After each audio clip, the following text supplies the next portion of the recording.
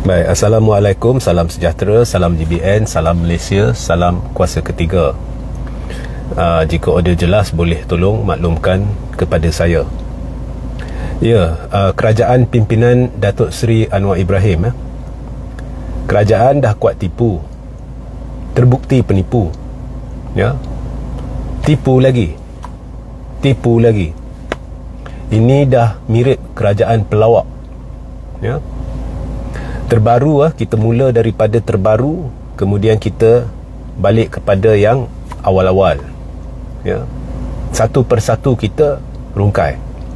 Terbaru, Anwar cuba nak jadi seperti hero filem Tamil.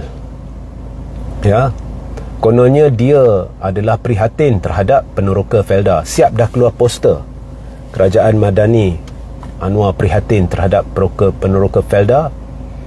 Dia setuju atau sedang mengusahakan pelupusan hutang 8 bilion lebih. Sebenarnya, kalau anda lihat rentetan sejarah, benda ni dicadangkan di bawah pentadbiran Tan Sri Muhyiddin Yassin. Masa tu saya ingat lagi, saya tidak begitu bersetuju dengan banyak perkara dalam kerajaan pimpinan Tan Sri Muhyiddin Yassin. Tapi babak tu saya diam, sebab dia lakukan sesuatu untuk peneroka Felda. Jadi pelupusan 8.3 bilion ke berapa ke telah diumumkan oleh kerajaan pimpinan Tan Sri Muhyiddin Yassin, melibatkan puluhan ribu peneroka Felda. Now, perkara ini kalau anda lihat dalam kerajaan pimpinan Anwar ni, selepas Anwar ambil alih ini, dalam jawapan parlimen, menteri sudah sahkan benda ini dilakukan, benda ini dikuatkuasakan. Malah puluhan ribu peneroka Felda sudah tanda tangan perjanjian. Jadi menteri pun dah mengaku di parlimen, kalau anda rujuk kepada handset, dan seorang lagi menteri, Azalina Othman, pun pernah memberitahu bahawa di dalam pentadbiran Anwar selepas Anwar ambil alih, bahawa pelupusan hutang itu tidak akan dilanjutkan.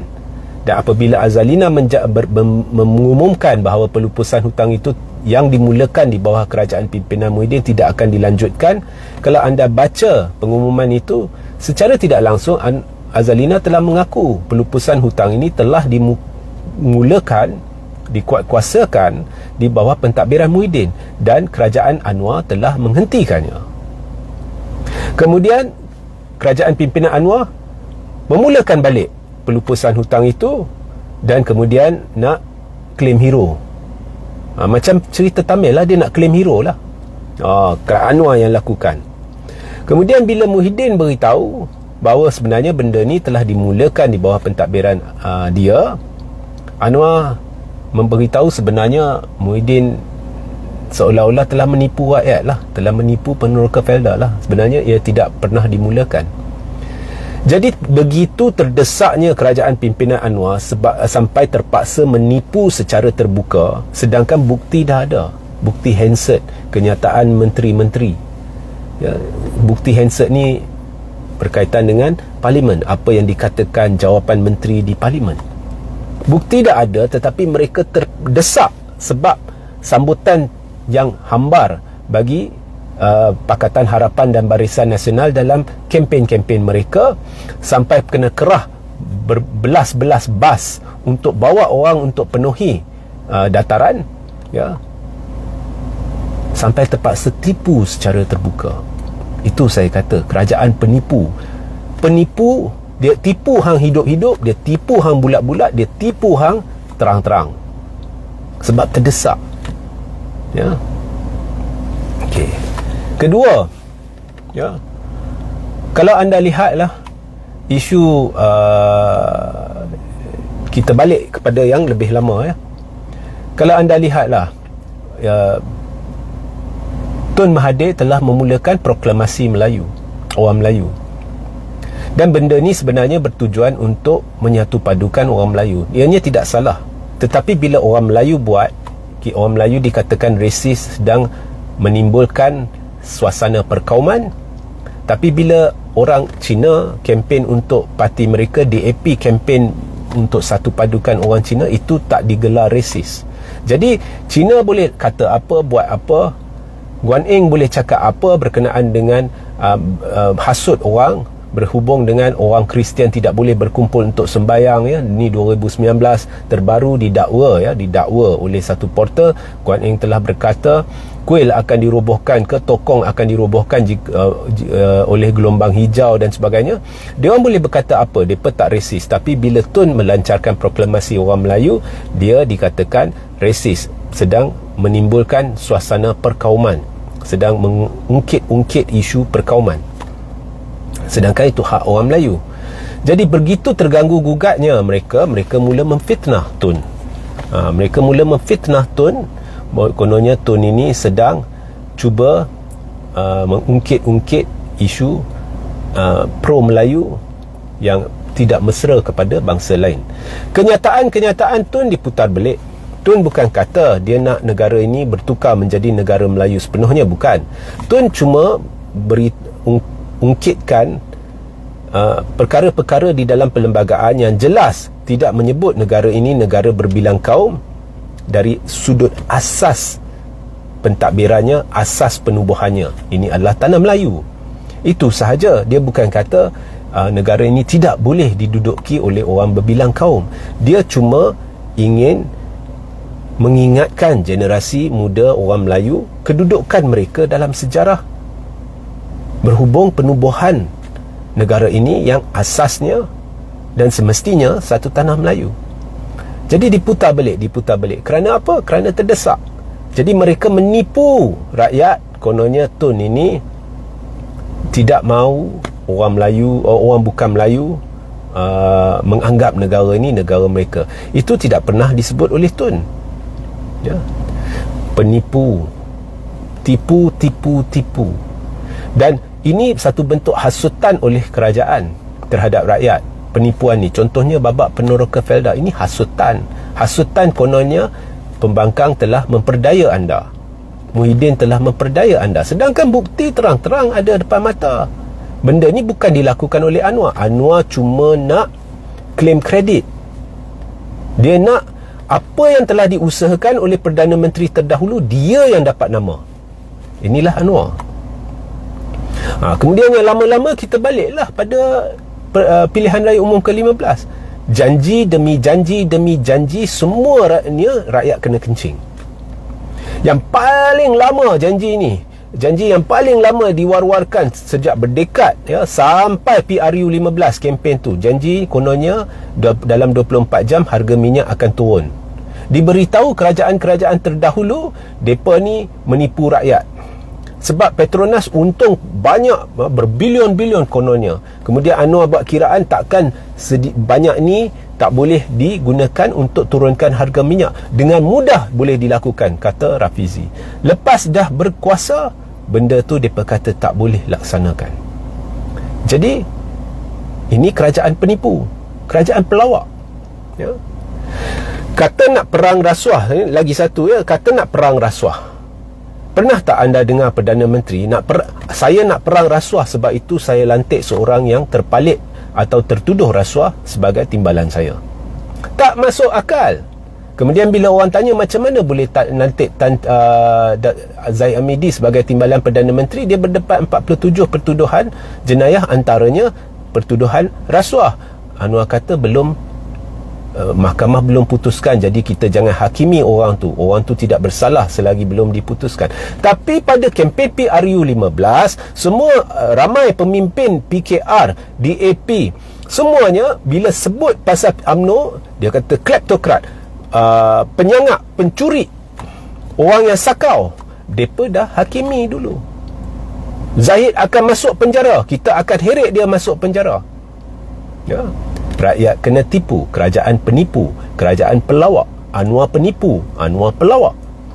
Mana ada negara yang akan yakin dengan Perdana Menteri sebegini? Sebab itu anda lihat rekod di bawah pentadbiran Anwar ni, dana pelaburan sedang mengalir dengan banyak ke luar negara.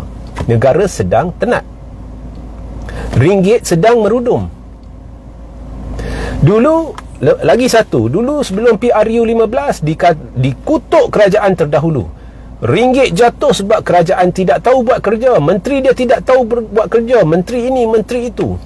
Di bawah kerajaan dia sekarang ni, Anwar, bila ringgit jatuh, oh, ini faktor-faktor luar antarabangsa. Rafizi pula kata ada baiknya ringgit jatuh. Lokman Adam, ya, jurucakap terkini MKT UMNO pula kata ringgit jatuh ni, harga ringgit meningkat ni, nilai ringgit meningkat ni baik. Sebab apa? Ia menunjukkan kuasa pembeli yang ada. Inilah kerajaan pelawak. Pelawak. Ya. Oi, orang pelabur yakin ke dengan negara? Pertamanya, Perdana Menteri yang kuat menipu. Maklumat yang kita ada tidak sehebat maklumat yang pelabur ada. Sebab mereka nak labur berbilion ringgit dalam projek berkait kerajaan. Mereka lah yang akan ada maklumat terperinci, ya, berkenaan negara ini. Lebih hebat dari kita. Mereka nak tahu dasar kerajaan untuk memulihkan ekonomi. Ada tak? Ada tak Anwar umum? Tak ada. Tak ada. Yang Anwar pandai buat, berceramah sini, berceramah sana, asyik berceramah, ceramah. Ini dah masuk kempen, saya kira ni kempen 7 bulan dah. Ya. Tak tahu bila lah dia masuk ofis. Ya. Pelabur yakin ke dengan Perdana Menteri sebegini? Tak yakin. Mereka tak nak dengar seorang Perdana Menteri yang bercakap seperti pembangkang. Kita harus perang rasuah, kita harus ini, kita harus itu, cakap pembangkang. Mereka nak sekarang, anda dah jadi Perdana Menteri, apakah dasar pemulihan ekonomi ada pada diri hang? Hang kata nak perang rasuah, tapi hang lantik orang yang terpalit jenayah sebagai TPM. Salah satu tuduhan yang ada pada diri dia adalah rasuah. Orang percaya tak? Orang percaya tak seorang Perdana Menteri yang pada satu ketika dulu sudah menjalani hukuman penjara, sah disabit, memang sah bersalah tuduhan berkait rasuah, ya. Kemudian dia masuk, dia lantik seorang TPM yang terpalit rasuah. Orang percaya tak? Mesti tak percaya, sebab nak masuk berbilion ringgit. Orang percaya tak Perdana Menteri yang kata saya nak perang nepotisme, saya nak kerajaan-kerajaan terdahulu amalkan nepotisme, tetapi dia pula mengamalkan nepotisme pada kadar yang tertinggi dalam negara, di mana dia lakukan sesuatu yang Perdana Menteri terdahulu tidak pernah buat, iaitu dia bagi tiket terbuka kepada semua menteri, libatkan ahli keluarga, dan anak dia sendiri terlibat dalam sebagai penasihat dia. Ada tak pelabur percaya? Saya nak masuk duit berbilion ringgit, ahli-ahli keluarga semua terlibat dalam kerajaan. Kalau esok sesuatu terjadi, siapa yang akan siapa yang akan terseksa? Saya lah. Sebab semestinya dengan adanya ahli-ahli keluarga, lebih mudah untuk menutup, ya, salah guna kuasa, ketirisan, ya, rasuah, ya. Jadi duit saya boleh hangus begitu sahaja, ya. Sebenarnya Anwar telah menimbulkan satu suasana di mana kerajaan inilah kerajaan yang paling mudah, ya, berlaku rasuah, salah guna kuasa, ketirisan. Sebab ada penglibatan ahli keluarga. Sebab ada lantikan ahli-ahli politik dalam GLC, dalam badan berkanun, dalam kadar yang amat tinggi, antara tertinggi, dan dilakukan secara terbuka. Kata nak perang rasuah, tapi anda timbulkan suasana yang mudah berlaku rasuah. Sebelum PRU 15, katanya ada bukti hitam putih Zahid terlibat dalam skandal LCS babak perolehan. Ada bukti hitam putih, malah ditunjukkan bukti hitam putih itu oleh Rafizi Ramli. Fahmi Fadzil serang Zahid, Rafizi Ramli serang Zahid, Anwar serang Zahid. Tapi lepas PRU 15, ada tak nampak Zahid diheret ke muka pengadilan? Tidak ada. Dia diberi ganjaran, dia dinaikkan sebagai TPM. Orang percaya tak? Itu saya kata kerajaan penipu, kerajaan pelawak, ya. Katanya sebelum PRU 15 tangkap Azam Baki, sebab Azam Baki memang disyaki telah melakukan satu kesalahan jenayah, ya, berkait dengan pembelian saham menggunakan akaun dia ketika dia menjawat jawatan penting dalam SPRM. Tangkap Azam Baki, tangkap Azam Baki. Inilah laungan pemimpin-pemimpin PH. Lepas dah berkuasa, mereka lanjutkan tempoh perkhidmatan Azam Baki, dan di bawah Azam Baki telah mendakwa seorang dua pemimpin pembangkang di mahkamah. Itu pun ada atas tuduhan yang belum lagi didedahkan bukti. Ya. Inilah kerajaan yang saya lihat, kerajaan penipu, pelawak. Tidak ada sesiapa boleh percaya kerajaan ini. Bila mereka buat event, mereka terpaksa kerah bas program jelajah madani. Sebab kali pertama mereka buat tak dapat sambutan. So kali kedua mereka kerah bas, berbelas-belas bas untuk angkut orang, mungkin dari bahagian-bahagian UMNO, PKR di seluruh negara, mai kat sana nak tunjuk penuh dewan. Perikatan Nasional dia buat event melimpah kemah. Tak perlu ada bas, tak perlu ada makanan, tak perlu ada apa-apa bentuk sogokan untuk bawa orang mai. Melimpah. Jadi mereka takut mereka boleh sampai menipu secara terbuka. Peneroka Felda ni sebenarnya Anwar yang bantu, bukan Muhyiddin. Ya.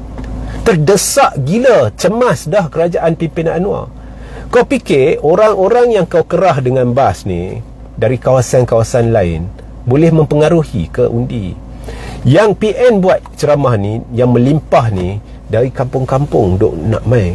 Betul ke PN buat ceramah, kami nak pergi tengok. Melimpah. Dia keluar dari merata, dari kampung-kampung persekitaran datang nak dengar. Dan orang-orang ni ramainya peneroka Felda. Mereka dengar, mereka tahu. Mereka tahu apa yang mereka buat. Mereka yang tanda tangan perjanjian, mereka tahulah. Mereka tahu siapa cakap betul, siapa cakap tipu. Tapi pasal terdesak, terpaksa juga tipu. Mana tahu boleh pengaruhi mungkin 10% peneroka Felda ni. Tipulah. Kuat tipulah kerajaan Anwar. Di bawah kerajaan pimpinan Anwar, katanya tak boleh 3R. 3R ni sebenarnya diwar-warkan oleh pemimpin mereka dengan cara yang menghasut dan melanggar undang-undang. Yang hasut orang Cina, kononnya gelombang hijau ni jaga-jaga dia boleh tukar negara ni negara Islam. Ada portal pula China Press petik ucapan Guan Eng sebagai berkata gelombang hijau ni boleh robohkan tokong ke kuil yang dia tak suka, ya, di Pulau Pinang. Ramasamy pula pertikaikan penguasaan orang Melayu dalam perkhidmatan awam, ya. 3R ni sebenarnya bukan jenayah. Kalau anda sentuh agama, bangsa, negara, tak ada apa. Anda boleh sentuh. Cuma jangan dalam bentuk yang melanggar undang-undang. Tapi mereka ugut rakyat, tak boleh sentuh 3R ni. Tapi pihak mereka yang tengah hasut rakyat. Saya tak heran mereka hasut rakyat. Sebab Anwar adalah penghasut terbesar di negara ini yang telah menghasut selama berdekad lamanya rakyat untuk cuba menumbangkan kerajaan-kerajaan YDPA terdahulu, termasuk menghasut untuk diadakan rusuhan Malaysian Spring ala Arab Spring, di mana di Arab Spring pernah berlaku pertumpahan darah. Anwar Ibrahim lah yang melakukan benda ni sejak berdekad lamanya. Jadi saya tak heran kerajaan ni, orang pemimpin-pemimpin dia, kalau anda lihat sejarah, modal dia adalah hasutan. Dan ini bukan saya yang kata, Rafizi Ramli yang kata kerja PH adalah menghasut ketika dulu masa jadi pembangkang. Dalam satu sidang media, Rafizi kata kerja mereka menghasut. Jadi bila dah hasut berdekad lamanya, jadi mereka tak ada modal lain, hasut. Kalau DAP nak undi Cina, dia hasut orang Cina untuk takut dengan PAS, untuk benci PAS. Dia memusuhi Parti Melayu Islam yang terbesar, sentiasa memusuhi Parti Melayu Islam terbesar, supaya dia ada modal untuk digunakan untuk menghasut orang Cina untuk mengundi DAP. PKR sentiasa menghasut dari dulu lagi. Ini pengakuan Rafizi. Dan sekarang ni mereka ada modal apa lagi? Hasut, menipu, hasut membenci pembangkang. Inilah kerajaan yang paling banyak melanggar undang-undang, tapi dia cerita kononnya dia bersih. Boleh percaya tak kerajaan yang mengamalkan nepotisme adalah kerajaan bersih? Sukar nak percaya. Sebab dengan adanya nepotisme, paling mudah untuk melindungi orang yang melakukan rasuah, jenayah rasuah, salah guna kuasa, dan paling mudah menyelindungi gejala ketirisan daripada umum. Fikir-fikirkanlah. Sehingga kita berjumpa di lain masa. Assalamualaikum, salam sejahtera, salam GBN, salam Malaysia, salam kuasa ketiga.